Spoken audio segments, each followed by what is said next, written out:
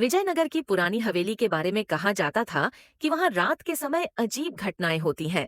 कुछ लोग कहते थे कि उन्होंने वहां एक परछाई को चलते देखा है, जबकि कुछ ने वहां से अजीब आवाजें सुनी थीं।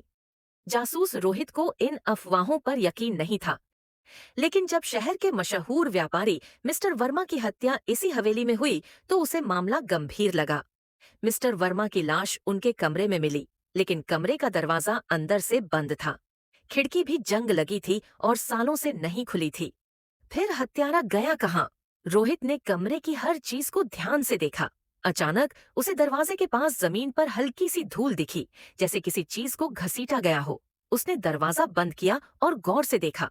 तभी उसे दरवाजे के नीचे एक गुप्त दरार दिखी। वह समझ गया, दरवाजे के पीछे एक गुप्त रास्ता था, जिससे हत्यारा अंदर आया और बाहर चला गया।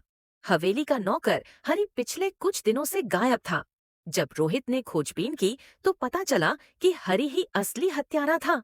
उसने हवेली के पुराने गुप्त रास्तों का इस्तेमाल किया था, जिनके बारे में सिर्फ उसे पता था।